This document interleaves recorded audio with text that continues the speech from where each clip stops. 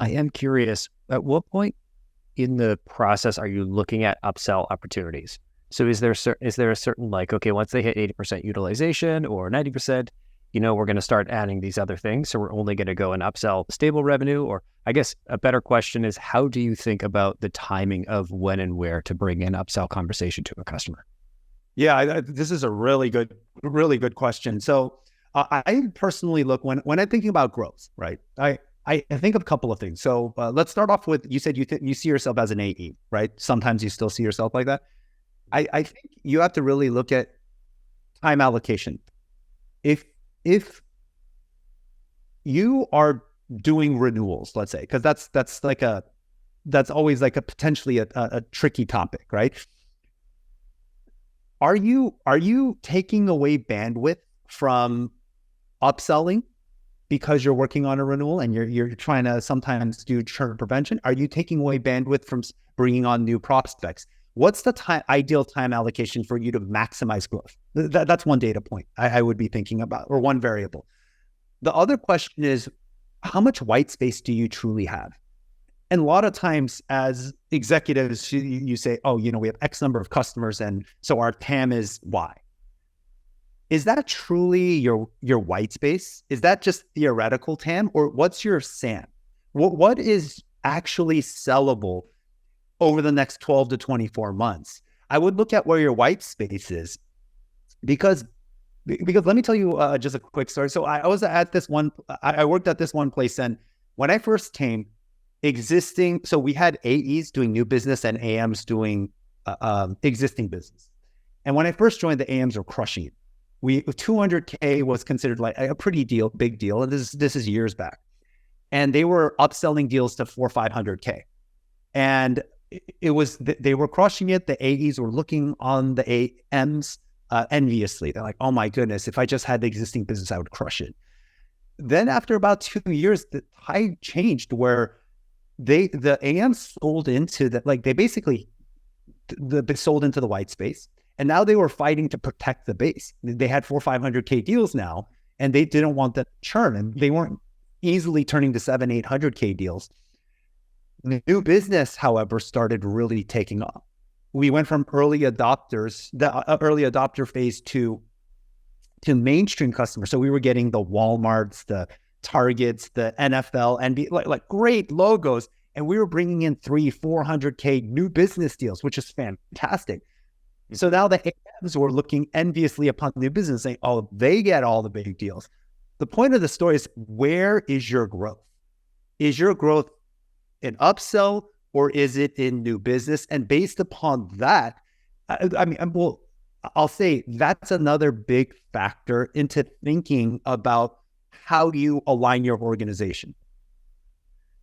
Now, there's one other thing. I'm going to geek out just a little bit here. Get into it. All right. So there's this thing called LTV. I'm sure, Colin, you know about it, like lifetime value, right? I think this is a really cool metric. I think it's underutilized right now by sales executives, CS executives.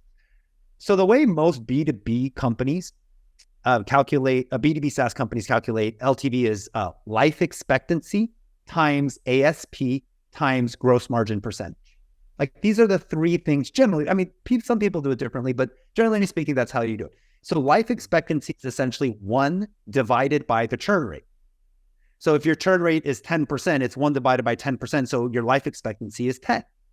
So if you were to improve your churn from 10% to 5%, so you cut your churn in half, it'd be 1 divided by 5%, and your life expectancy would go to 20 years, right? 1 divided by 5%.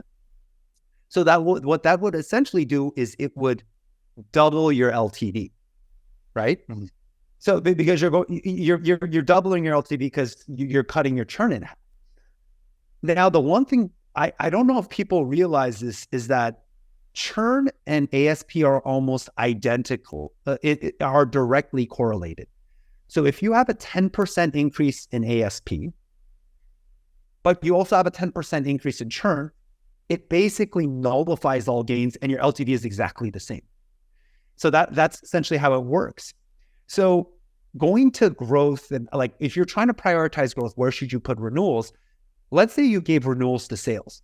Sales folks are generally more aggressive.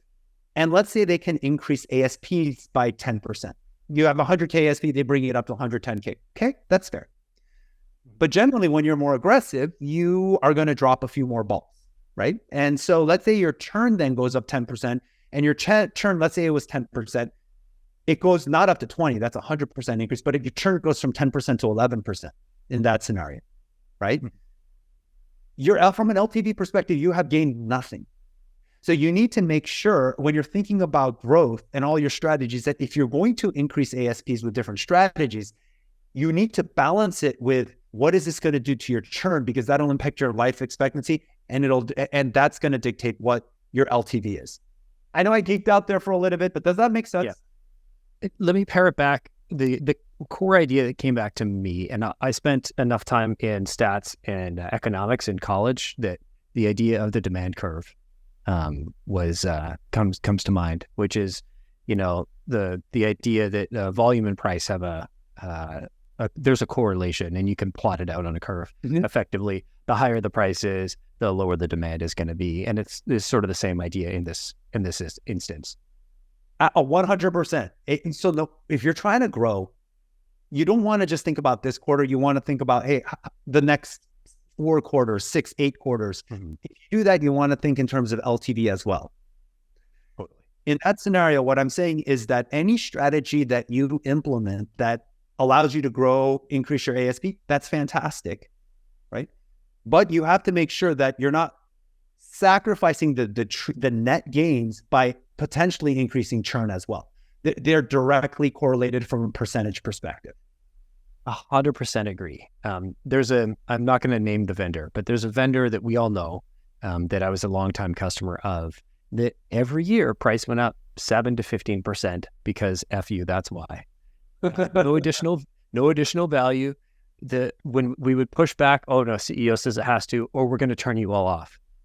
And they were somewhat mission critical, but not as mission critical as they thought, because we're no longer a customer.